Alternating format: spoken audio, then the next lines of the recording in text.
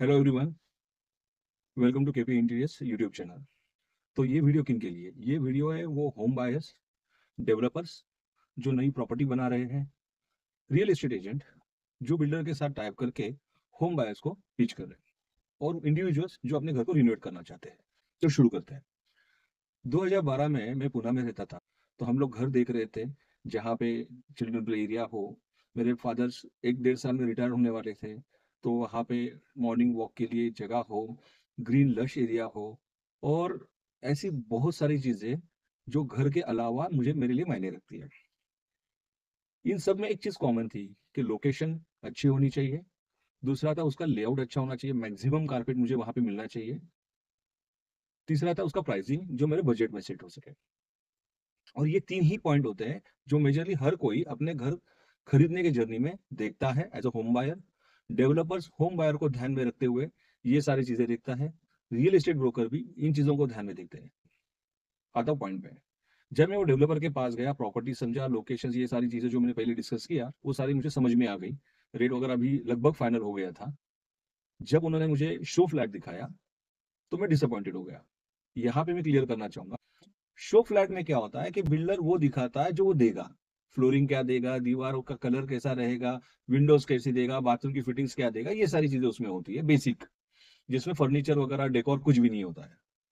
तो डेवलपर को मैंने कहा कि सर, आपका, डेवलपर है ना, सेल्स पर्सन था, कि आपका ये सारी चीजें तो मुझे समझ में आ गई, लेकिन इसका जो फ्लोरिंग आप दे रहे हो वो मुझे नहीं समझ में आ रहा है। आप जो बाथरूम की टाइल्स दे रहे हो, दरवाजे दे रहे हो, जो ग्रेनाइट दे रहे हो, मेरे को नहीं समझ में आ रहा है। तो हम लोग एक काम करते हैं, मैं कुछ सिलेक्ट करके आपको देता हूँ, आप वो लगा दीजिए। तो उन्होंने कहा सर ऐसे तो नहीं हो पाएगा, क्योंकि बहुत सारे लोग अपनी अपनी डिमांड लेके आएंगे। हम लोग काम करते हैं तो हमारे को स्पीड भी मैटर करता है, टाइम पे डिलीवरी देना होता है, कि हर एक को अगर वो चॉइस देते बैठेंगे कैसे होगा। तो मैंने कहा सर एक काम कीजिए, फिर आप मुझे ना मैं आपको मटेरियल ला के दे देता हूँ, आप लगवा के दे दीजिए। तो उन्होंने कहा सर ये भी पॉसिबल नहीं है, क्योंकि हम लोग जब लगाएंगे, हमारे वेंडर ने सही लगाया नहीं लगाया, आप मटेरियल दोगे खराब हो गया तो उसकी रिस्पॉन्सिबिलिटी कौन लेगा।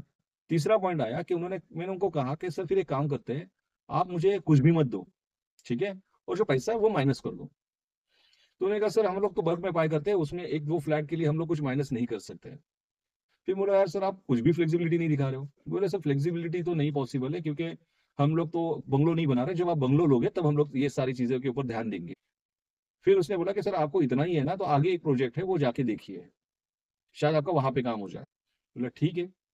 मैं वहां पे गया, वहां पे जाने के बाद उस डेवलपर ने शो फ्लैट बनाया था, और उसी के बगल में मटेरियल डिस्प्ले यूनिट बनाया। वो ब्लॉक्स यूज कर रहे हैं, सीमेंट कौन सा यूज कर रहे हैं, जिप्सम कौन सा यूज कर रहे हैं, फिटिंग्स कौन सी यूज कर रहे हैं, वो सारा उन्होंने वहां पे रखा था।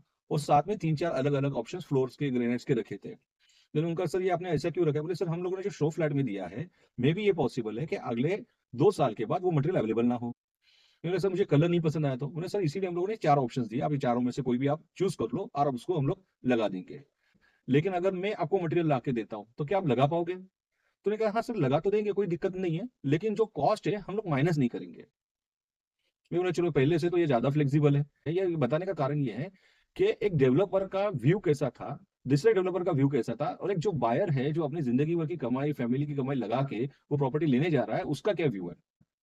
तो लकीली मैं, मेरे जो रिलेटिव्स थे उनके साथ, जो नवी मुंबई में उनके प्रोजेक्ट्स थे उनके साथ मैं एसोसिएट हुआ, और उनके साथ मैंने ये डिस्कस किया।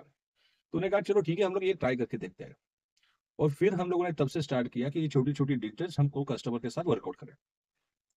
आप जब घर ले रहे हो, आप लोकेशन देख रहे हो, आप प्रॉपर्टी की डायमेंशंस, रूम की साइजेस देख रहे हो, आप उसकी वैल्यू कंसिडर करो कि क्या कॉस्ट जा रही है। ये तो बहुत इंपॉर्टेंट है। चौथा फैक्टर आज आ जाता है कि जैसा मेरा भी था कि गार्डन है या जिम है, स्विमिंग पूल है। और पांचवा फैक्टर जो है वो सब मिस कर रहे हैं कि घर के अंदर का इंटीरियर जो हम लोग चाहते हुए भी ड्यू टू बजट कंसर्न नहीं चेंज कर सकते। और यहाँ पे एक डेवलपर अपने आप को अलग दिखा सकता है, जैसे मेरे केस में 2012 में हुआ। अगर छोटी से छोटी माइन्यूट डिटेल्स अगर आप ध्यान देख के देखोगे कि स्विच बोर्ड्स के पॉइंट्स कहाँ पे होने चाहिए, फ्लोरिंग कैसी होनी चाहिए, ट्रेंड कौन सा चल रहा है, बात प्लम्बिंग की फिटिंग्स कैसी होनी चाहिए, कन्वीनियंट क्या यहाँ पे आएगा। बहुत बार हम लोग देखते हैं कि प्लेसमेंट सही नहीं होती है। तो ये क्यों होता है? तो जब मैंने 2-3 बिल्डर्स के साथ इसके बारे में बात की, उन्होंने बोला यार हमको तो माल बेच के निकलना है, बाद में जिसको करना है वो तोड़ के तो करता है, हम लोग क्यों करें। मैं बोला सर बराबर है, जिसको करना है वो तोड़ के कर लेता है, लेकिन आप मुझे ये बताइए, आप इतने साल से प्रॉपर्टी डेवलप कर रहे हो, आप आपने कभी इसका सर्वे किया कितने लोग उसको तोड़वा के वापस से बना रहे हैं पूरा?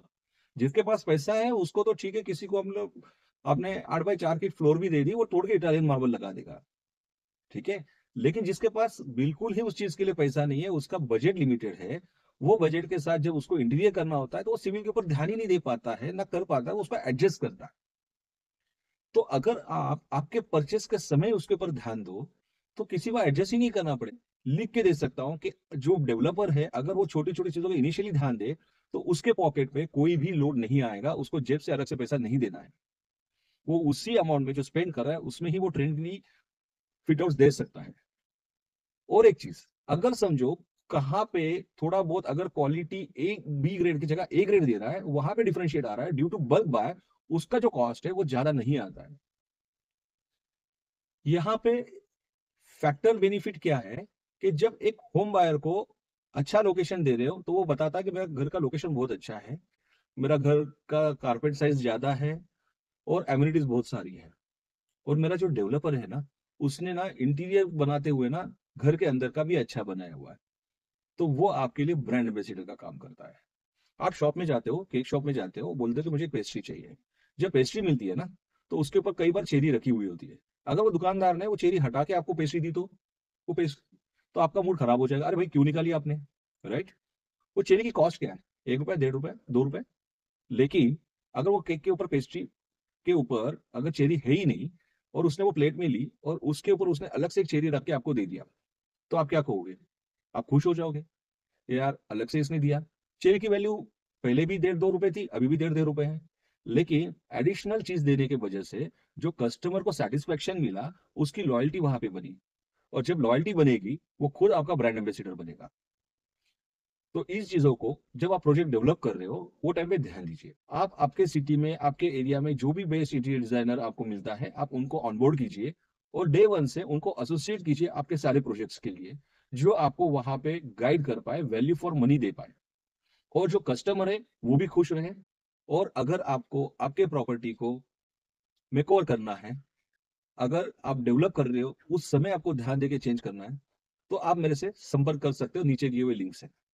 तो यहाँ पे मैं डेवलपर्स को, रियल एस्टेट एजेंट्स को और होम बायर को रिक्वेस्ट करूंगा कि अगर आप यहाँ तक मेरे साथ कनेक्ट हो पाए हो, तो ये वीडियो अपने उन फ्रेंड्स सर्कल के साथ जो घर देख रहे हैं, अगर आप डेवलपर्स को जानते हो जो अपना नया काम चालू किया है, एक्सपीरियंस कम है या उनको वहां पे इम्प्रूव करना है या उन्होंने इम्प्रूव करना चाहिए, अगर आपको ऐसा लग रहा है, तो आप ये वीडियो उनके साथ जरूर शेयर कीजिए। Once again, thank you very much.